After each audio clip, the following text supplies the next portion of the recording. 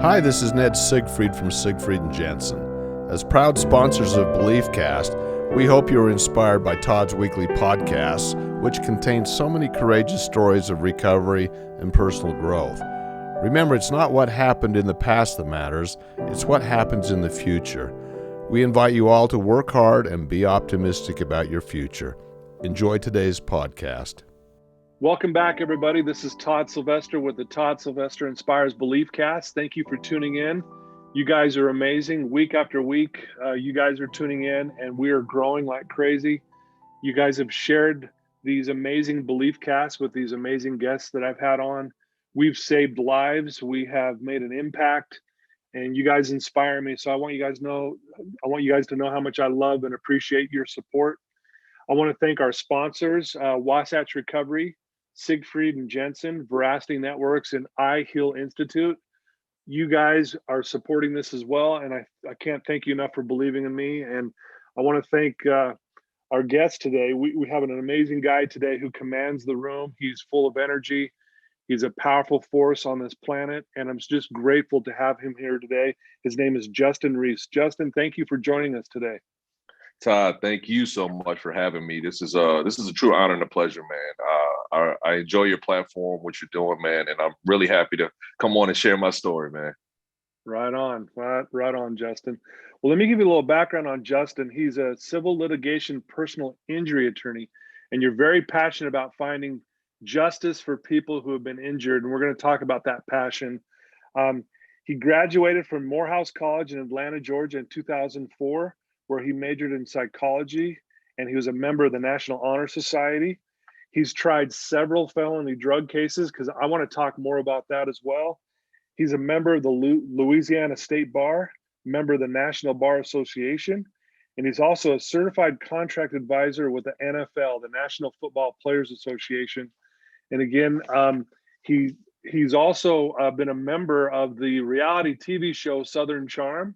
It's a reality show that's on Bravo TV, and he was a big, force and a star on that as well. We're going to talk about that, and he's just an amazing guy, and I'm so grateful that we've connected today. So, Justin, once again, I'm so grateful for your time today. Oh man, thank you, man. Thanks. So, why don't we start? Tell us where you grew up and a little bit about your childhood. No, absolutely. So I am born and raised here in New Orleans, Louisiana. This is my home. I was very fortunate, and I'm gonna tell you, for me, I didn't realize how lucky I was to be from New Orleans until I got to college. Really? It was one of those things where I love my city so much, the rich culture, the history. And it wasn't until I left to get to Atlanta where when people would ask me where I was from, they're like, "Oh man, you're from New Orleans?"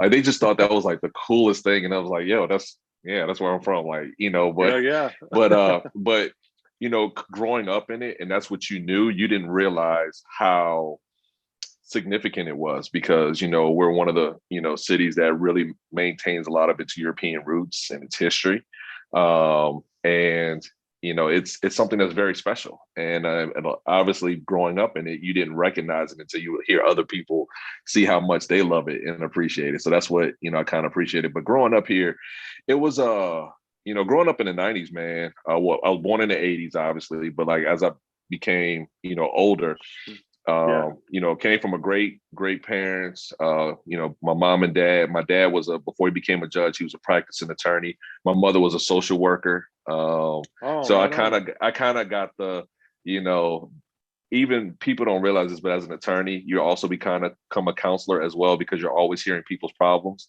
So I essentially kind of grew up with like two psychologists in the house, if you want to call it that, as well. You're like, man, they're analyzing everything I'm doing. Everything. Well, not only analyzing, but my dad was also like this investigator. So there was no getting over all my parents.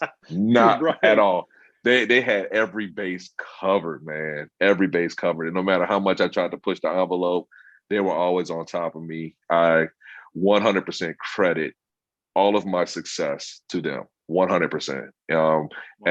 As strict as they were, and they weren't like overbearing, but they were strict, growing up. Obviously it was a a lot of things that I did was, merit based. So if I wanted to go do this, I had to show them my tests. I had to show them my grades before I could go outside, show them homework. So, I mean, I was very blessed to have the parents that I have. Wow, that's awesome. Well, let's talk about your parents for a minute. Mhm. You said they're very strict, but they weren't overbearing, and obviously they obviously had high expectations for you. Yeah. Growing up, what were some of the lessons that you learned that maybe stand out to you? Something that maybe some of these principles that they taught you as a young kid. Well, one of the biggest things, my mother is a huge philanthropist. So we were always taught service. We was always taught to give Mm, to others. Again, I really didn't have too many wants, Todd. I had, parents that were very supportive. Anything that I ever wanted to do, anything that I was interested in, whether I wanted to play an instrument or play sports or extracurricular activities, they were always there to push me and to let me kind of just feel my way around and allow me to experiment and explore. yeah, Um, but that always came with, with all of these blessings, you have to give back. And so, yeah, as a young child, my parents, especially my mom, was big on service. And so whether it was during, Thanksgiving, we were going to the homeless shelter to feed the homeless. We would do toy drives as a kid. She would say, look, you have a lot of these toys. Not every child has what we have. So, it's good to give. So we would do toy drives for Christmas, do coat drives in the wintertime for kids. And I mean, as a kid, you're so oblivious to your outside bubble, yeah, and it was my parents made sure that, look, just because we have some of these things, not everybody has what we have. And there are people that yeah. need help. And, you're called upon to help people, when you've been blessed with things. And so service was a big part of growing up. And I still do it today, whether, I sit on boards for certain nonprofits that I've worked with in the Okay, past. sure. And so I always try to maintain some level of service and giving back. Well, I love that. Yeah, I think service is such an amazing thing. In my world, especially with mental health, we talk a lot about how important service is and actually feeling better about yourself. Yeah. And so that's great that your mom, was that way with you guys. Do you have brothers and sisters? Yes, I have a younger brother. He's 3 years younger than me. Okay. Yeah. And Yeah. so how was that? Did you guys get along growing up? I gotta say, like growing up, I mean, obviously he was my brother. I loved him, I cared about him, but you could not keep us in the same room for too long because we would just start tying up. I mean, my brother and I were complete polar opposites. I was Okay. the very outgoing, the jokester, always out in the street playing with the other kids in the neighborhood, whether it was basketball or football in the street, where my brother was a huge introvert, growing up. Okay. All he wanted to do was just stay in his room and read books. That's all he ever wanted to do. And I think for me, growing up, and I say this openly, I really did not understand my brother at that time. I was too young, I Okay. was too immature. And I think because I felt like a lot of the other kids, like their younger brothers would also be outside playing sports and doing things. And it's not Yeah. that my brother was not athletic. He just was not into the Yeah. traditional sports. He was not Okay. into baseball and basketball and football. But my brother's, as he got older, he got into mixed martial arts. He got into rugby, a lot of your Oh, wow. non-traditional sports, and really Sure. excelled in that. And even then, but I mean, you're talking about still growing up in the '90s where that wasn't really common. So it's kind of like rugby and Sure. kickboxing. It's like, what is that? And so a little Yeah. bit, I guess for me, like just being completely honest, I was actually kind of envious of some of my other friends because they had their young brothers. They were all into the same thing. But as I got older, as I Yeah. matured, I actually started to take interest. And I didn't realize this at the time, but I'm actually very thankful because he opened my eyes up to a lot of things about being different and that different Mm, was amazing. Some of the mm. things like, the books that my brother was reading, like I had he was reading literally Grey's Anatomy in high school. It's like, who are you? Right. And What? you're doing this for fun. It's not even a required reading for Right. school, you know. but his interests I opened up to him, and he introduced me to a world he was into different music. I was into like rap and hip hop. Like he was listening to Sure. like, these European like DJs and EDM before it was like EDM and stuff like this. Right, And right. I actually truly credit him as I got older and like starting to understand, his likes and venture into his world. And I was like, yo, this stuff is actually really cool. And we've gotten so much closer as we've gotten older. And I'm like I said, I'm actually very lucky to have a brother that was into different things, because he really opened my eyes up to a whole new world, and even a bigger world than what I was used to in my circle. Yeah. Well, this is one of the things I've already, I got this from you as I've done, I've studied you over the last little while. You are a very positive person, very passionate person. And I love what you're saying about your brother and how you ultimately are seeing how good this was for you, to have Mm-hmm. him as a brother, and the differences. I love what you said. Different is amazing. Being different is amazing. And that really hit me so hard. I know growing up, I'm sure where you grew up, you had a lot of friends, because again, you're very outgoing. How did your friends play an impact on your life and a role as you moved forward? I have friends from from all walks of life, and I tell people, and I don't want to bring this like too much about race, but Sure. especially in the Black community, more often than not, you don't really have like a huge bell curve as far as like when you talk middle class. Sometimes you have like the haves and more like the have-nots, right? So Have not, right. I have friends from literally all walks of life, and friends that I grew up with. And as we got older, some stayed on the straight, narrow path and did amazing things, and others not so much. And, I show, people are amazed to see, like, I have friends, that I grew up with who have been to jail, and Yeah, they've come out sure. and they've changed their life around. But obviously that happened when we were younger. And I'm gonna tell you, having the background that I have, having the parents that I have, there have been little pockets of friends where if my parents didn't give me the right teachings, and if they didn't tell me what was right, what was Mhm. wrong, and put me in all these amazing situations, and to know like, hey, look, you have to be strong. We can't be with you all the time. You have to know that if you're with someone and you don't feel comfortable and you feel like this is a bad situation, it's okay to stay and call us. We'll come get you. We'll take you home. You will not get in trouble. And there have been situations where Yeah, I've had friends who were doing things that were illegal, that they weren't supposed to be doing, and I had to start removing myself from that situation. yeah, I had to start changing my environment.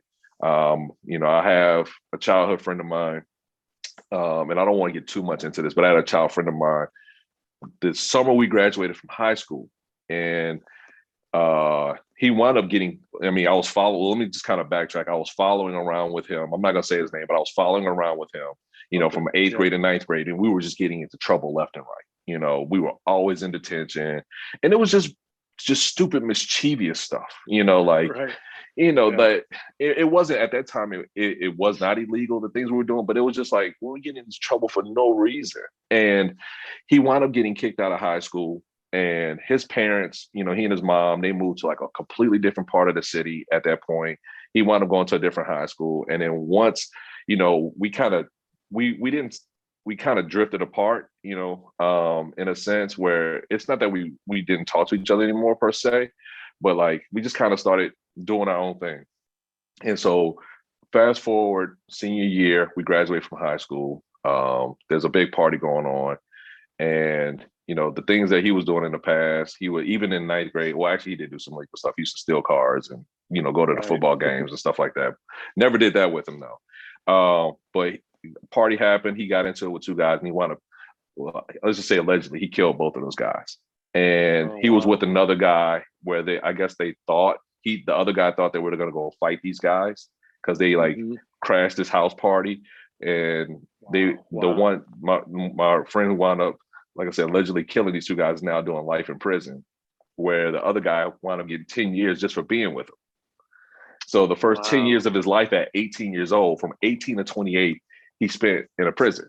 Um, and yeah, it's just those things where you're being taught to, like, you got to put yourself in the right situations, make the right decisions. And even though people that you may be friends with, sometimes you got to stand up to them and say, hey, look, man, this is not the way to handle things. So, I've had those different pockets, and I always tell people, I say, look, you become a product, of the people you hang around with. I know it's so cliche, but the birds of a feather, literally, that kind of situations, those kind of people can always pull you down.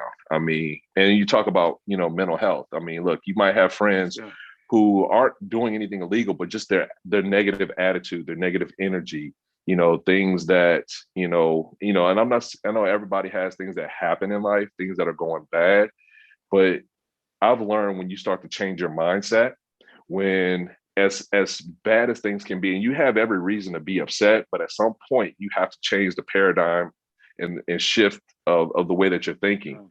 And take some action. But even then, when you're around folks who bring in a lot of that negativity, it will start to eat you up, and it will affect you 100%. Wow.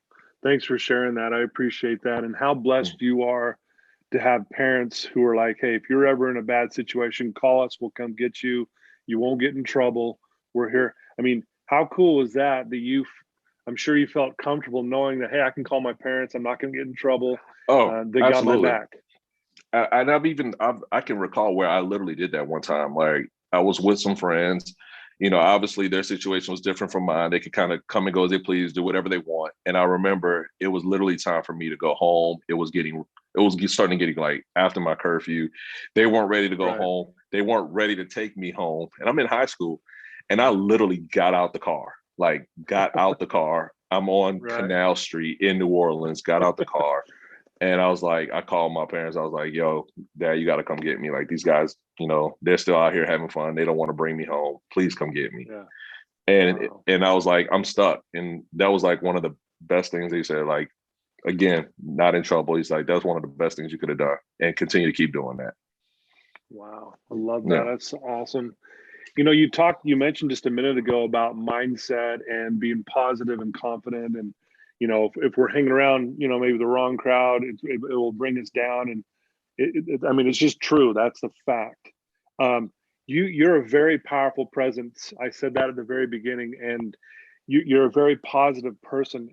Were you always like that as a child, or is this something you picked up from your mom and dad? Or, again, you command the room. That's the best way I can say it, man. You got a powerful, and that's a gift you have. Have you always been like that? And how have you created this powerful mindset? I think I've always been very outgoing. And I think as I gotten older and as I matured more, I understood what my strengths were. And I wanted to truly take advantage of that in a very positive way. I realized that, especially when I got to law school, and I was not the best law student at all. Like, I even, questioned my potential ability of being a lawyer in law school, because it was rough for me. I'll even tell people, I'll be the first one to tell people this, and I'm not ashamed of this at all. I own it. I embraced it, and I think it helped make me who I am today. When I was in law school, I actually wound up going on academic probation after my first semester. And it was rough. Like, I've never in my entire life been on academic probation. And I think it was a culmination of things. It was one, my first year of law school was the Katrina year. So we had just gotten through Hurricane Katrina. I probably still wasn't in probably the right headspace to be starting grad school. I probably should have taken a year off, but I just kind of pushed through it. And I was looking for an escape to get out of my situation where I was at the time.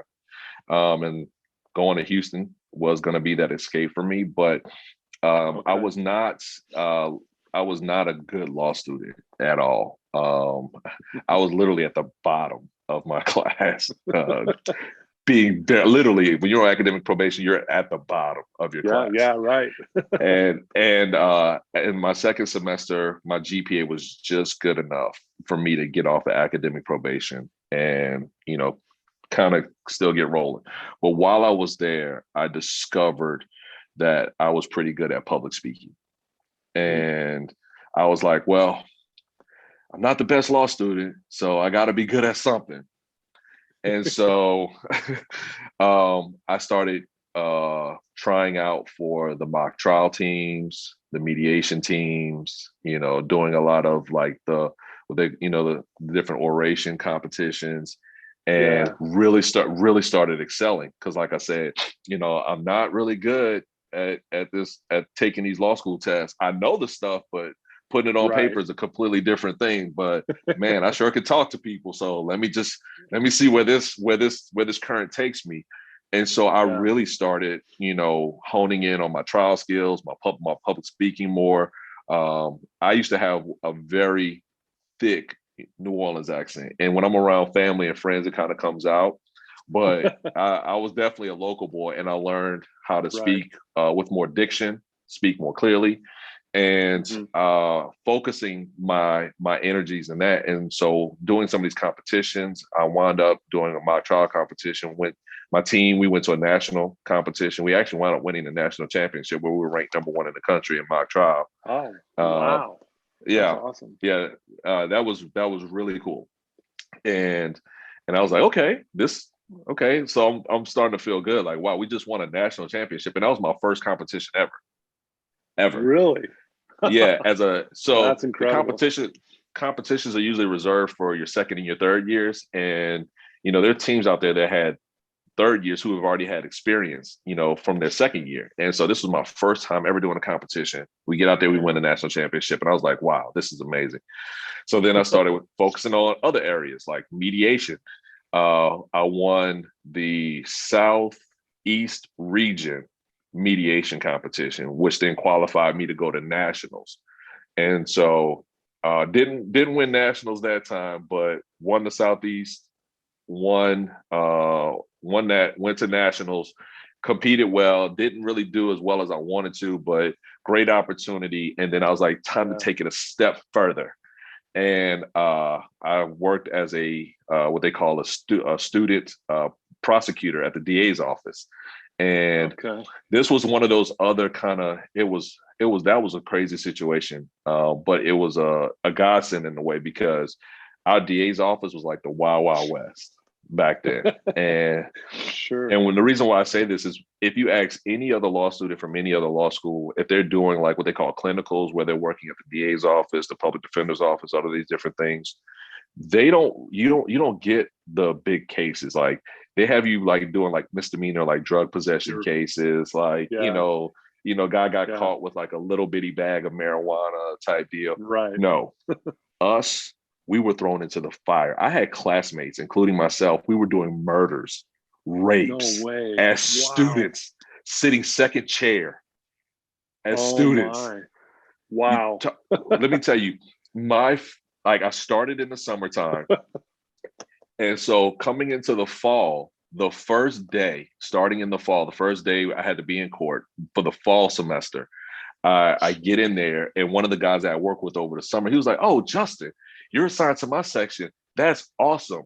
You have a trial where the guy that's being charged with a felony in possession of a firearm that carries 10 years mandatory in jail. I got to go to Baton Rouge and testify in front of the legislature. Trial starts in 15 minutes. Ooh. I was like, wait, what? You're going to leave? I'm a law student. You're leaving me to try a defendant who's facing 10 years in jail? Like, seriously? And I was, wow. And look, I asked him, I was like, what's the defendant's name? He was like, the file is on the table. Just go read it real quick and then get ready for trial. I was like, is it a jury trial? Is it a judge trial? It's like, it's a judge trial, but you'll be fine. Just go read the file real quick. You got 15 minutes. I got to get out of here. And I'm like, mortified. And I'm like, I open up the file, and I'm like frantically like going through the police report, reading everything. It was insane. I was very lucky where the defense attorney comes to me on the show. He's like, hey, my client's interested in doing a plea deal. Is there something we could do? And I was like, I think there is. Hold on. I was like, thank you. Oh, wow. So I was able to, I was able to get approval for a plea deal like 15 minutes before I was supposed to do a trial. And I mean, I'm like I said, I got to do a trial, and that's not a little case. Like it's state mandatory, like 10 years in jail if you're convicted. Wow. Yeah. You're not kidding. Get thrown into the fire. Wow. So I say all of that to say this, like, I saw the areas that I was weak at, and I did clearly. I didn't give up on trying not to be a good student. Obviously, sure, I was working to get better at that, and I did, and I wound up doing that because my last 2 semesters I got like a 3.9 and a 3.7, for each semester respectively. So like I figured that part out. I mean, it was at the end of the journey, but I figured it out. Hey, still you figured it out. Yeah. But I found that my strengths were public speaking. And so I was like, you know what? I might not ever be necessarily the best like legal analyst and legal mind. I know what I'm doing. And it's proven, I've proven that through my work, at my firm and the clients that I represent. But I found out being a trial lawyer was something that, that's where I have my most confidence. That's where I focused on getting that, that attention, that presence in that area. Wow. No, thanks for sharing that. I'm still like blown away. That I can't imagine. Oh man, it's like, okay, you got 15 minutes. Good luck. Like, literally, I'm not exaggerating. That is the literal play-by-play. I will never forget that day. Wow. Well, obviously your dad's a judge, right? Yes. And is that kind of where your passion and desire came from, seeing your dad doing what he was doing? Is that why you ultimately went down that career path? It was twofold. First, my dad, before he became a judge, very successful lawyer. My dad, probably one of his more prominent cases that I remember growing up when I was in high school was he was representing a young man, 17 years old at the time, who the first trial they wound up convicting him and put on death row. He was the youngest person on death row in the history of Louisiana, 17 years old. It was a big trial, lots of media attention. And this was a crazy case because after he was convicted, it was like something out of a movie. My dad gets like this mysterious package delivered to his office or mailed to his office. And it is literally evidence completely exonerating his client. It was something out of a movie. It was insane. Yeah. So he wound up getting a new trial because of that, wound up getting an acquittal. His client was taken off death row, quitted. And so I'll say seeing that and seeing how respected it was. A lot of people growing, when I was growing up, would ask me, hey, you want to be like your dad when I grew up? And I'm not going to lie, I was intimidated by the thought of trying to fill his shoes. And then that was right before I got to college. And then when I got to college, he became a judge. So like his shadow and his shoes just kept growing bigger and bigger and bigger. Yeah. I'm like, there's no way. So I was like, I'm going to be a doctor. I'm just going to go completely different. I'm going to be a doctor. And when I got to college, I realized very quickly, I thought I was good at science in high school, but we know the sciences in college are a completely different animal. And just like many, I also fell by the wayside. And the one thing I can say about my father is my father never pressured for me to be like him. He always said, you got to be your own man. And those were always his words. And he never said it one time. He always said, whatever you do, I just want you to be the best at it. If you want to be a teacher, be the best teacher. If you want to be a doctor, be the best doctor. Whatever you want to do, just be the best at it. Just have passion, be the best at it. And he used to always say, he's like, son, you don't have to grow up to be me. You don't have to grow up to be like me. You don't have to if you be a lawyer, you don't have to be me. You always have to be you. And he used to always try to reinforce that. And I didn't listen to him because it was just the outside. Everybody was like, hey, don't you want to be like your dad? And so again, as I got older and I'm realizing, okay, well, this doctor thing is not going to work out for me. So I've got to figure out. And I've always enjoyed what he did because I used to go to court with him when I was younger and I would watch some of his trials. And I always enjoyed it. I used to watch those old court shows with my dad, like L.A. Yeah. Law. I don't know, like Oh those, yeah. yeah, those old shows from like the '80s. Yeah. I used to sit like L.A. Law. I used to watch watch those kind of shows with my dad. So I've always liked it. And I think once I got over the whole fear of like trying to emulate him or be him, and where I was like, you know what, I can be my own person and walk my own path. I think that's when I realized it's like this probably is meant for me. Yeah. Well, your parents sound amazing. Just the way they raised you, and again, be your own man. I think that's a way when I hear that, when a father tells a son or a daughter, "Hey, be your own person." It's Mm-hmm. I think what they're really saying is, "I believe in you. You can do Yes, whatever you want." Right? Yeah. absolutely, Yeah, and absolutely.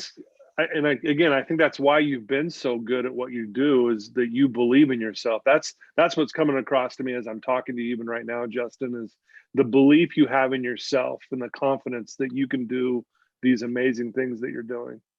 Yeah, Yeah, I was, like I said, I was very fortunate. Like I said, now my parents, they were all about excellence too. Like they didn't care what I yeah, did as long as I was the best at it, yeah, or at least the not necessarily the best like overall, but I'm giving my best. You yeah, know, yeah. That makes my sense. Yeah, like even when I played sports, my dad used to always, my parents came to, for the most part, every single game, right? And so when I yeah, played on the varsity team, I played defensive end. And my dad would always say, like, you had a great game. But the big thing, even if I had like 3 or 4 sacks or whatever the case may be, he yeah, would always say, did you leave it all out on the field? Did you give it everything you had?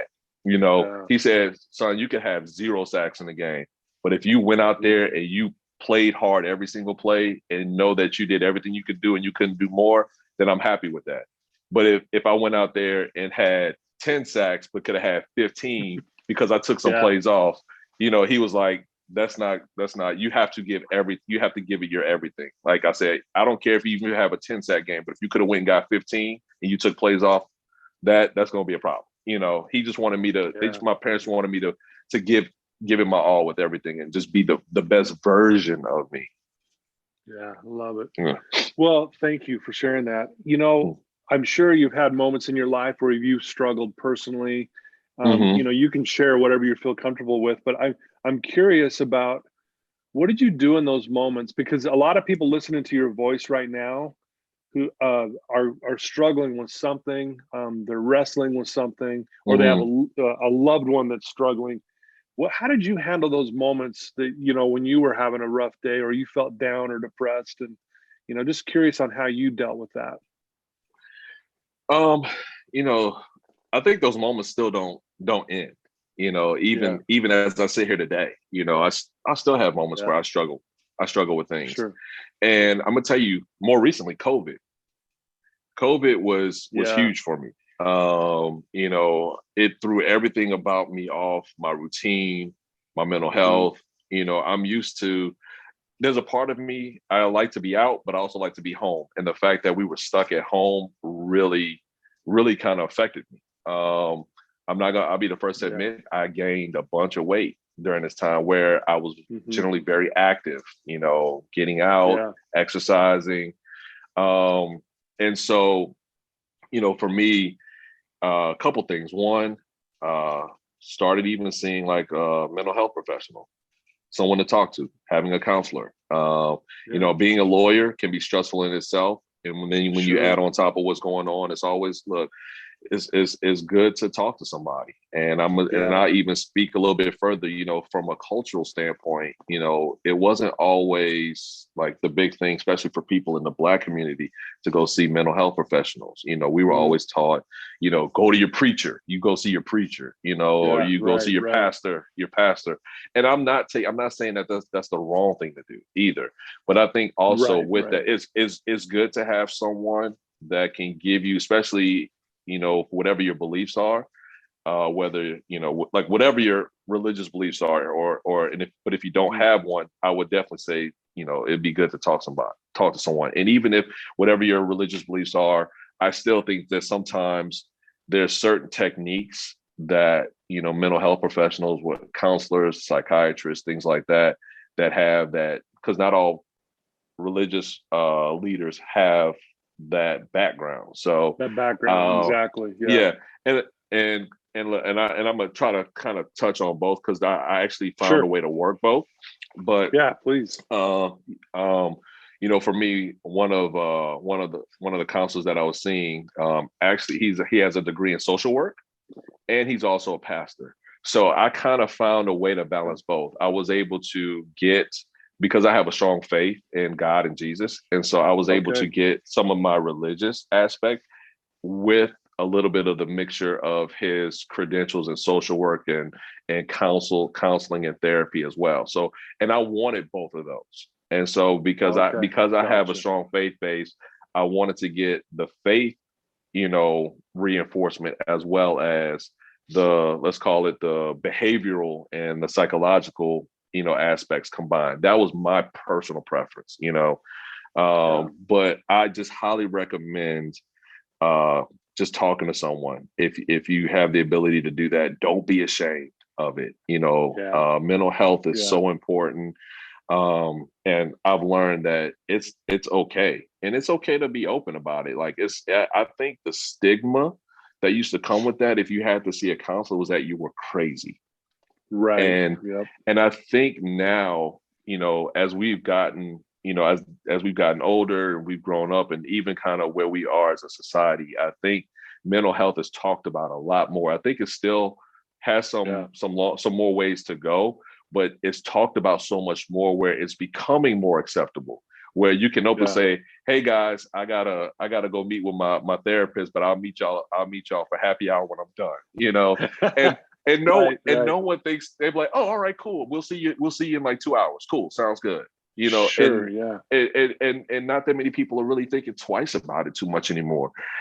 So I found, doing that, I finally started getting myself back on track, Yeah. where, just healthy eating, if I'm not able to get to the gym all the time, because Yeah. I didn't, I being healthy, I realized also how much more that made me productive and how much happier that made me feel. For sure. I'll be the first Yeah. one to tell people, since I've gained weight, like, I really hate posting pictures, right now, because I've Hmm. really ballooned, and that has affected my mental health as well. So exercising, I'm not sitting here saying that I just go hard. Like, I still enjoy the weekends. You still enjoy a nice meal, but Sure. like, I've tried to Yeah. eat so much healthier during the week, which has also helped Yeah. me save some money as well, as opposed to eating out all the time, For sure. and Yeah.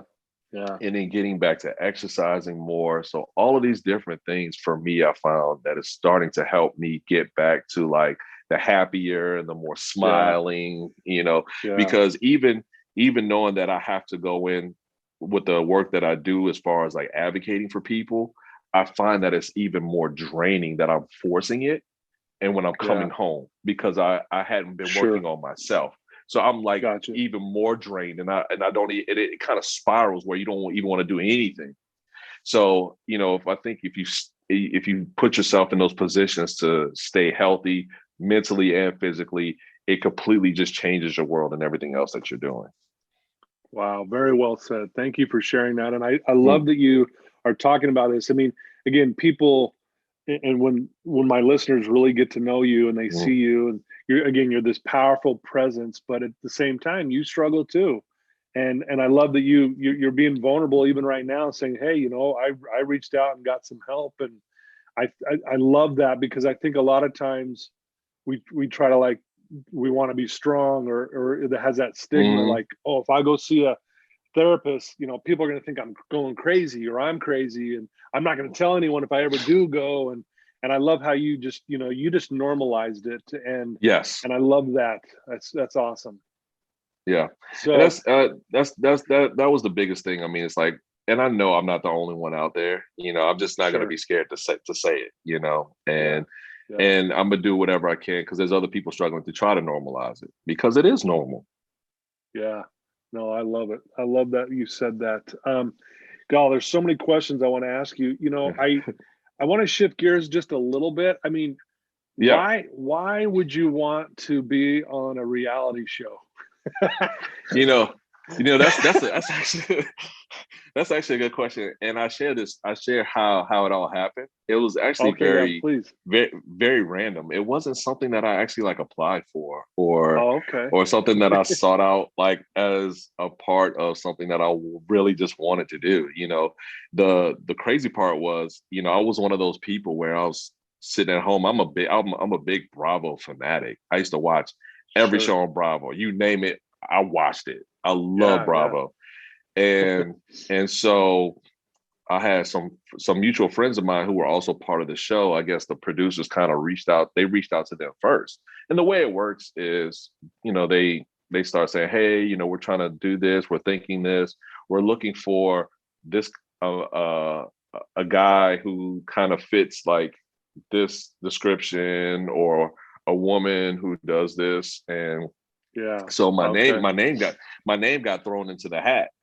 And Okay. so, when they called me, I was like, okay. So it was kind of like, hey, we're trying to do this. We would love to kind of interview you for it. Are you interested? And I was like, it's kind of random, but I was like, sure. I'm like, and I'm thinking to myself, all right, I'll play this game and see how far it gets. And I'm like, what's Sure. the worst Yeah. thing on like Ty, what's the worst thing gonna do? Tell me no, and I go right back to being a lawyer. Oh my God, my life Right. is so terrible. My life is so terrible, Right. Right. Yeah. and so I started doing the Skype calls and the interviews, and Yeah. then we started doing some test filming, and they kept calling me back. So I'm like, well, I guess I'm doing something right. And Yeah. I was one of Yeah. those. I was also one of those where I also understand how Hollywood works, where it's not like a Yeah. job interview where they also call you and say, hey, we appreciate you coming in, but we're going to go in a different direction. They just don't. They just stop talking to you. But Yeah. Right. they kind of kept calling me back. But I was also like, I also understood. I was like, look, I'm not gonna believe anything until I got a camera in my face. And so, Yeah. Right. and sure enough, went through the process, and I had cameras in my face. And so Yeah. here, Yeah. here we are. Here we are. But yeah, man, it was something where, it wasn't something that I was like searching to do and looking to Sure. do, Sure. but I saw it was an opportunity, and I was like, hey, I'll take it and run with it, and let's see what happens. Yeah, no, that's awesome. And again, I got your name out to a lot of people. I Mm, mean, you got hundreds of thousands of followers now, and again, here we are doing this podcast, and it's not because of that, but I love just the presence that you command the room is the best way I can say this, and I think that's why you were so good at those mock trials early on, mm. because you probably just commanded the room. I bet people are like, who is this dude, right, that just commanded this room. And I think that's the gift you have, and whether you're on a reality show, whether you're in the courtroom, or whether you're just talking here with me, you can feel that presence about you. And I don't know if people have told you this, I'm sure they have, but you really have this presence about you that not only is it positive and confident, but it's also it feels very safe, if I can say you that. know that no One thing about me, and this is, I guess, other upbringing from my parents. Like, I try to be inclusive of everybody, no matter Yeah. where you from, who you are, what walk of life, what you do for a living. I'm not above anybody. I talk to Yeah. everybody. I used to always tell people I could talk to a 2-year-old or 80-year-old and everybody in between. It does not matter to me. Yeah. Well, and I get that from you, and you're very well spoken. But again, safe's the word that comes up, and Yeah. I love that about you. And if there's someone listening to your voice right now, Justin, who is struggling, we talked about this off Hmm. the air before we started. Uh, uh, uh, Most of my followers are struggling with something, or they have a family Hmm. member who's in dire straits at times. You've already given some really good advice, but if you could talk to that one person right now who is in a dark place and they're not sure what to do, what advice could you give them right now, Justin? I'll say this, for someone who is not in a space where they're happy, in a space where they feel is dark, there's no hope, just know that people love you. You may not believe it, but people love you. People care about you. I have a few friends that have, committed suicide, or let's just say Mm, die by suicide. I rather yeah. change that term. They passed by suicide. Gotcha. And I think it's important for them to know, and I've done a better job of this. I tell my friends all the time, both men and women, I love you, you know, and Wow. I want people to know that you are loved, that people care about you. And sometimes it may be difficult for people to sometimes see that, because even using the examples of my friends that have passed by suicide, they would put on a happy face. And it's hard sometimes for us to know if something is going on, if we don't know, don't be scared to say what's happening. Don't be scared to say, I'm not feeling right. Just know that you have someone there, someone that will be there by your side, someone. And it might not even be a family member. It might be the neighbor next door to you, or the person across the street. Sometimes it doesn't come from, excuse me, it doesn't come from immediate family, but just know that you are loved. Wow. Beautiful message, Justin. Thank you so much. I think, as I, again, did my research on you and sitting here talking with you, you're such this influence and this powerful force. Do you have any future plans? I mean, are you going to just keep going down the road you're going down, or is there anything that you could maybe share with us that you got some ideas that you're going to do in the future that we could look forward to? One of the things, part of my practice, my personal injury practice, is I love helping people. And people, you talk about being in dark times. Actually, this year alone, I have a couple cases that have come my way where family members have lost loved ones in accidents. And so, it's now up to me to represent them, to kind of help figure out what's going to be the next chapters in their life, and to represent that person who passed, to make sure that that family's set up moving in the future. So as I continue to grow my practice, that's something I've been very passionate about. That's something that, I still love to do. And it's more than just being a lawyer. I'm also a psychologist. I sit there and I got to talk and listen to every single thing that's going on with them, and be a source of comfort and guidance for them. When they say, like, they call lawyers counselors, it's not just legal counselors. Sometimes we're also mental health counselors, and we take on their burdens. And so definitely continue to plan on growing, in my practice.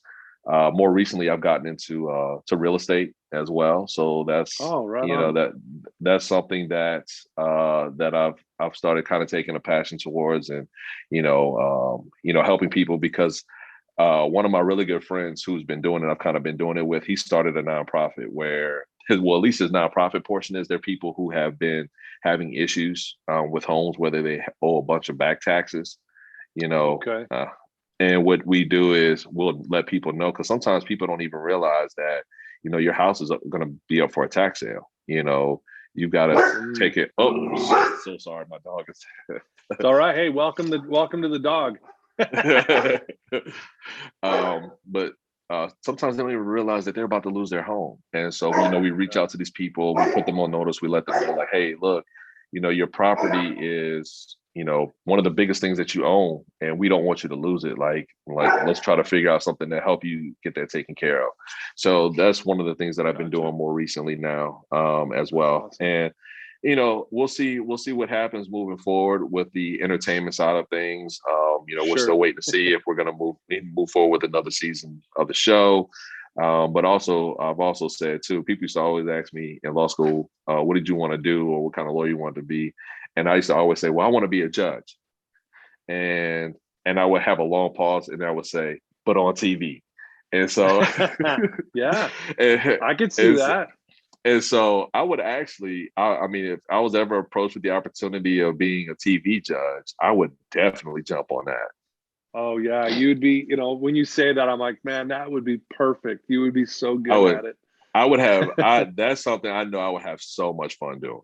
So much fun. Yeah. Wow. That's awesome.